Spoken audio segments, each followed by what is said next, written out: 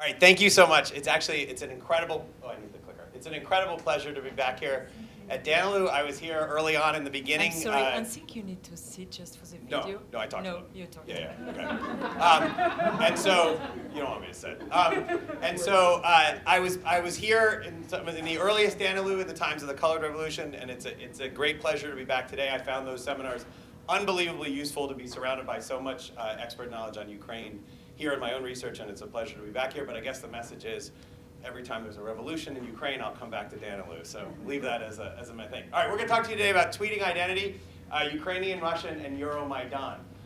The motivation for our work that we've been doing here on this, and just very quickly, this is work from the Social Media and Political Participation Lab at NYU, which is made possible by an Inspire grant from the United States National Science Foundation, as well as the support of Dean Thomas Carew at New York University. The motivation for our research and for the paper that we've presented here today has to do with the ethno-linguistic framing of the Euromaidan conflict. I don't have to show these maps to this room, but we have plenty of maps that we see all the time, like this, language Russian spoken, overlap with political connotations here. So there's this whole question of, there's this idea that the Euromaidan has been framed in these ethno-linguistic terms, Russian versus Ukrainian. Now, within political science, there's this existing ethnic politics literature. And I'll talk to you more about that in one second. But the basic idea of this ethnic politics literature is that one of the big strands of argument is a sort of constructivist strand that argues that ethnic identity is fluid. And it's something that can be activated, and it can be activated by threat, and in particular by political threat. So we saw these two things sitting together.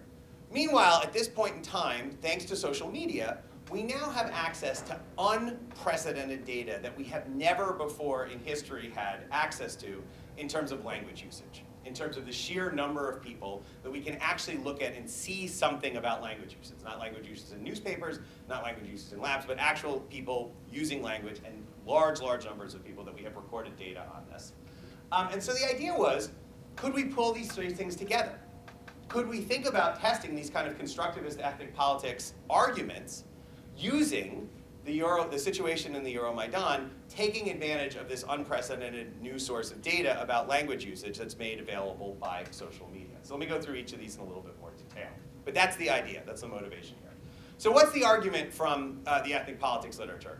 Well, it argues that if you buy into this idea of ethnic identity as a kind of constructivist, that it's fluid, that it can change over time, there are these arguments made that it increases when you have uncertainty or insecurity about the state, increased perception of threat, increased competition for political resources, and insecurity about the boundaries of the state. All of these sorts of things are posited already in the existing political science literature to increase ethnic salience, to increase ethnic identity. Well, does this sound familiar? Obviously, during Euromaidan, different parts of Euromaidan, different things of these were more highlighted, but all of these things come into play over the course of the Euromaidan crisis and the events that follow afterwards. Social media data. I don't know if Thane is here, but I want to make a very clear point here. This is not, the paper that we're presenting here today is not an argument about how social media changed the nature of the protests in the Euromaidan, anything fundamental about the revolution. It's not even about anything having to do with why people chose to participate or not, although we've been doing that in our lab in other papers. In this paper, we are using social media as a source of data. So social media is not going to show up at all in the discussion of the theory here. It's data, right? And the thing that most people who don't work with social media data don't realize is that when you collect social media data, the text that we're most familiar with is just a tiny piece of it. So when you go to Twitter and you say, I would like to get this tweet, you don't just get the text of the tweet. You can get up to 40 different pieces of metadata that tell you all sorts of things about that tweet. One of the things it tells you is the language that the tweet is in. We can detect now what languages are used here. But it also can tell you what language that user chose to interact with Twitter in the first place on. There's lots of different languages. You can interact in Norwegian. You can interact in Ukrainian. You can interact in Russian. You get that information. You get lots more information, which I'm happy to talk about. The nice thing about social media data as well is that we are observing people as they have chosen to act in the real world, right? Now, it's a real online world, and we can have a long discussion about the difference between the online world and the offline world. But this is not a lab. This is not an interviewer showing up at your house and asking you to talk about things. It's not Recall asking you, how did you talk about things? it's not come sit in front of a computer and we're going to play a game and see what you do in the course of the game. This is what people were actually doing during the Euromaidan protests and the time afterwards, right? So you can think of this as participant observation on a massive scale. And the size of this record, which I'll show you in a second, is just unprecedented. For anyone who studies behavior, anyone who wants to study individuals and how they interact with politics, all of a sudden we just have access to what many, many, many more individuals at a level that we've never had before. Not to say no limitations, we can talk about it. There are all sorts of limitations in working with social media data, but it is this incredibly interesting opportunity. So we at the SMAP Lab have actually been collecting a Euromaidan data set and a Ukraine data set, thanks to Megan, who walked in one morning and said, hey, I think something is going on in Kiev. Can we start collecting some data and see what happens with this back in November of 2013. So our data set begins November of 25th. Very briefly, we can talk more about this in Q&A. This is a keyword-driven data collection. So we give keywords to Twitter, and we say we want every single tweet that contains one of these words. And we've been doing this since November 25th. The data set currently has over 30 million tweets in it. Now, the prediction here is that what we're going to be testing here is this idea of whether or not political threat, political actions, lead people to have this kind of activation of their ethnic identity. So the way we're going to operationalize this in this paper is we say, okay, we need to operationalize someone's preferred language. What is their, and we're using the preferred language as a sort of proxy for ethnic identity. We'll come back to whether there are issues with this, right? But we've done this, we operationalize this in our study as your preferred language, as the language that you choose to interact with Twitter in. When you download Twitter, when you install it onto your computer, when you install it on your mobile device, what language do you see the instructions from Twitter in? And you can choose this language. And it's a personal decision. This is just something that you're only going to see. This isn't an outwardly facing decision. So we saw no reason not to assume that people wouldn't do this in the language that they're most comfortable with. I'll come back to one caveat to that in a second. Then we're going to look at ethnic identity activation as whether or not you're tweeting in your dominant language. So if you're Ukrainian, are you tweeting in Ukrainian? If you're Russian, are you tweeting in Russian? So we're going to identify whether you're Russian or Ukrainian by how you originally choose to interact with Twitter. And we're going to identify whether this activation has taken place by seeing, essentially, if the number of people who are now tweeting in their native language increases at these moments of political salience. The analysis we're showing you today is at the aggregate level. So what that means is we're going to break our data down. We actually break it down by hours. We break it down by days. We're going to break it down into chunks, and we're going to look within each of these time periods. Do we have, what is the proportion of people who prefer to use Ukrainian who are tweeting in Ukrainian? And actually, it's the proportion of tweets from people who prefer to tweet in Ukrainian. And the proportion who prefer to interact in Russian. What's the proportion of tweets from that group that's in Russian? So we're looking here at the aggregate level. And our measure is going to be, in the time of these political crises, do we see the number of people reverting back to their dominant language shooting up? That's our test. That's the idea. Now, I do want to make one point here, which is that we can talk about this more afterwards, and we have lots of details in the paper. There are reasons that Ukrainians may have chosen to use Russian as their language to interact with Twitter that did not fit with our story here of that this is a language they prefer the most. There was originally, you couldn't do it in Russian, you couldn't do it in Ukrainian, you could only do it in Russian. There might be some inertia factors. There might be some other factors having to do with the way mobile keyboards were set up that make it a little bit easier to interact with Twitter in Russian. So of the results, however, we will show that we do show in the paper that actually once Ukrainian became available as a language, people started switching over. So we trust, personally, we trust the Ukrainian data more than we trust the Russian data that we're going to show you.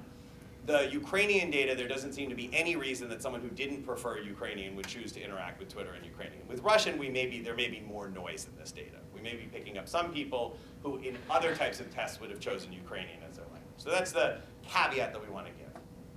All right, so what do? Well, we start off, as I said, we have this data set with 30 million tweets in it. But that's anybody who's used those keywords. I'm in that data set. Probably most of the people in the audience who are on Twitter are in that data set somewhere. Right? And what we're trying to study here is people in Ukraine. And in particular, what we did not want to be doing is picking up lots of Russians who were in Russia tweeting about this. So we took a very conservative approach, which is something you can do when you're working with big data, and we started stripping away. We wanted to start with things that we were confident with. So we started off with only geolocated tweets. Now this goes back to what I was telling you about a moment ago, that Twitter data comes with all this metadata attached to it. Well, for a few percentage of Twitter users, you can opt to have show Twitter exactly where you are every time you tweet. This is called geolocating. And then that metadata will include a longitude and a latitude. So for 92,000 of our tweets, we actually have that longitude and latitude. We can plot them on a map, for example. One thing that's quick to note about here is that if anything you've heard, oh, social media, this is only a phenomenon in Kiev, this is only a phenomenon, it's all over the country. So this is the kind of nice stuff you can do with geolocated data. Now, the other thing is that when people are, but that got rid of so much of our data, and you can understand why in a crisis situation you may not want to be broadcasting your location every time you're tweeting. And lots of people just choose not to do it for lots of reasons. However, for those of you who've gone on Twitter, another piece of the metadata is that you put in some description of yourself as a user. You put your name down, and one of the things you're asked is where you live. So, not everybody does this. Some people put that they're in Slytherin at Hogwarts, but lots of people put the name of the city they live in. And so we took a big list of cities in Ukraine that had over 50,000 people in them, and we matched it up with people who were people's Twitter bios. And we took anyone who listed as their home location in Ukraine in one of these cities, and we included them here. That got us up to about 4.8 million tweets. So now we have a much bigger group of data that we can look at here. We then did a whole bunch of different things that have to do with sort of cleaning the data. And we removed the duplicates. We kept only Russian and Ukrainian language users. We kept only tweets in Russian and Ukrainian. This is their distribution across languages. You see there's a lot in Russian for reasons I mentioned earlier, big chunk in English, big chunk in Ukrainian. We end up with a total of about 3 million tweets that are either in Russian or Ukrainian that we are fairly confident are coming from within Ukraine during the course of over this time period. To be clear here, our expectations are that during these politically charged events, we'll see the use of the dominant language going up. So Russian users will be more likely to use Russian, Ukrainian users will be more likely to use Ukrainian after crisis moments. The last thing I want to say before I turn it over to Megan to show you the evidence here is that I want to be very clear about why we could get null results, right? Why we might not find the results we're out to find. Normally when we do social science, we have a theory and we think that if we find null results, then the evidence falsifies the theory. That's the standard reason we go out to get data to test theories. However, we're making a lot of assumptions here. So it may be the case, right, that if we get null results, that this was a bad way to operationalize it. That language choice online is not a good way to measure ethnic activation. It may also be the case, right, that your N wasn't high enough. yeah, it's not, Sorry. Right. It may also be the case that if we don't find it, that it was a good idea to think about language choice as online activation, but not a great idea to think about Twitter use in terms of being a good form of language use, or your Twitter language is measuring your dominant language. So there's a lot of steps here, right? So you could buy part of it and still learn something about a step lower down the ladder. You could buy all of it, in which case if you found no results it would falsify the theory. But there's a lot of assumptions we're making here. So we're trying to take advantage of this brand new data to do a kind of test we never could have done before, but we want to be very clear about our assumptions. So I'm going to turn it over to Megan now, who's going to show you our